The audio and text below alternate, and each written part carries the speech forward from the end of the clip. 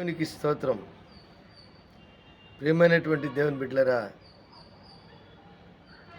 ఈ ఉదయకాలం ముందు మీరందరూ బాగున్నారని నేను నమ్ముచున్నాను. యేసు నామములో మీ అందరికీ నా హృదయపూర్వక వందనాలు తెలియజేస్తున్నాను. ప్రియమైనటువంటి దేవుని బిడ్డలారా, 147వ కీర్తనలో మన దేవునికి స్తోత్రగానము చేయుట మంచిది, అది మనోహరము, స్తోత్రము చేయుట ఒప్పుదము. యెహోవాయే యెరూషలేమును కట్టువాడు, చెదిరిన ఇజ్రాయేలును పోగు చేయువాడు. గుండె చెదిరిన వారిని ఆయన బాగు చేయువాడు, వారి గాయములను కట్టువాడు. ప్రియమైనటువంటి దేవుని బిడ్డలారా, ఈ కీర్తన బబులోను దేశస్థులు ఇజ్రాయేలుని చెరపట్టి తీసుకొని వెళ్ళి వారిని మరలా వారి చేతిలో నుంచి దేవుడు విడిపించినప్పుడు రచించినటువంటి కీర్తన. అందుకే యెహోవాను స్తుతించుడి, మన దేవునికి స్తోత్రగానము చేయటం మంచిదని చెప్పి వారు పాట పాడుతున్నారు. మనం కూడా చాలాసార్లు ఈ పాట పాడుతుంటాం.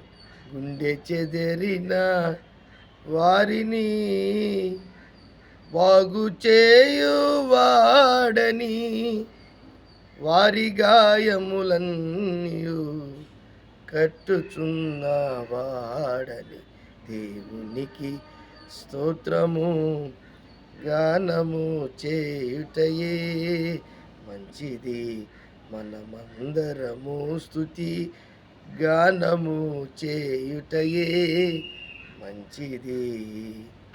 ఈ పాట చాలా వండర్ఫుల్ సాంగ్. నా చిన్న వయసులో నేను 2వ క్లాసు 3వ క్లాస్ చదువు మా అవ్వగారు పాడుతుండేది ఈ పాట. దేవుని బిడ్డలారా, దేవునికి స్తోత్రం. మనం కూడా ఈ కీర్తనను, ఎందుకంటే ఇజ్రాయేలులను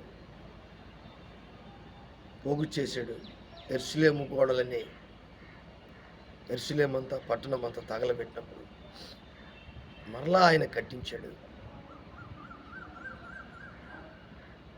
చెదిరిపోయినటువంటి ఇజ్రాయేలుని మరలా పోగు చేశాడు. వారు భీతితోనూ గుండె చెదిరినటువంటి వారిగా ఉన్నటువంటి వారికి దేవుడు వారిని బాగు చేశాడు. వారి గాయములు, వారు బానిస బ్రతుకులో ఉన్నటువంటి గాయములన్నీ కూడా కట్టాడు.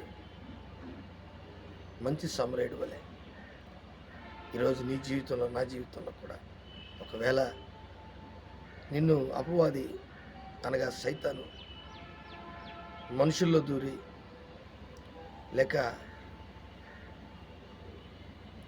నీకున్నటువంటి ఆ పరిధిలో నిన్ను చదిరినటువంటి మనస్సు కలుగా చేసినటువంటి, చెదరినటువంటి మనస్సు కలిగినటువంటి, కలగజేసినటువంటి సైతాన్ని దేవుడు దాని చేతుల నుంచి నిన్ను విడిపించగలిగినటువంటి శక్తి కలిగిన దేవుడు. దాని చేతిలో నుంచి నిన్ను విడిపించగలిగినటువంటి శక్తి కలిగిన దేవుడు మన ప్రభువును రక్షకుడైన యేసు. బలహీనతలో నుంచి, బంధింపబడినటువంటి స్థితిలో నుంచి విడిపింపగలిగినటువంటి దేవుడు మన ప్రభువును రక్షకుడైన యేసు. అందుకే నువ్వు దేవునికి స్తోత్రం చెల్లించాలి. అందుకే ఆయనకి నువ్వు పాట పాడాలి. నువ్వు చెదిరిపోయినటువంటి పరిస్థితుల్లో ఒకవేళ ఉంటే నిన్ను పోగు చేస్తాడు దేవుడు. మరలా నిన్ను తీసుకొచ్చి ఆ ఇజ్రాయేల్ దేశంలో ఇజ్రాయేల్ ఏ విధంగా చేర్చాడు, మరలా నీ ఇంటికి తీసుకొస్తాడు దేవుడు. నీ స్వదేశానికి, సొంత గ్రామానికి, సొంత ఊరికి, నిన్ను దేవుడు ప్రేమించి ఇచ్చినటువంటి ఆ కుటుంబానికి తీసుకొస్తాడు. అందుకే ఒకవేళ నీ గుండె బాగలేక, అంటే కాసంత మనస్తాపం చెంది జరిగినటువంటి అవమానాలు, కష్టాలు, బాధలన్నింటినీ బట్టి గుండె చెదిరినటువంటి వారుగాను ఉన్నారమ్మా. ఈరోజు నీకు దేవుడు ధైర్యం ఇస్తున్నాడు. గుండె చెదిరిన వారిని ఆయన బాగు చేయవాడు ఆయనే.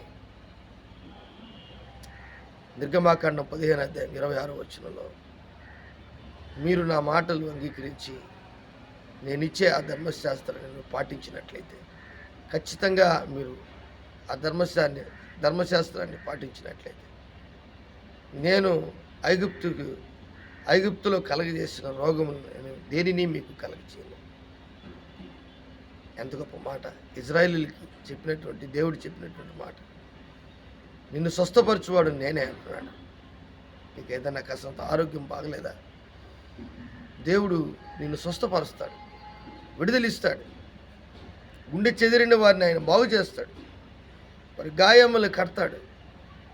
మగవారు నీకు అనేకమైన గాయాలు, నీ సొంత వారు నీకు అనేక గాయాలు, నీ బంధువులు నీకు అనేక గాయాలు, నీ ఇరుగు పొరుగు వారు, నీ స్నేహితులు నీకు గాయాలు కలిగించారా?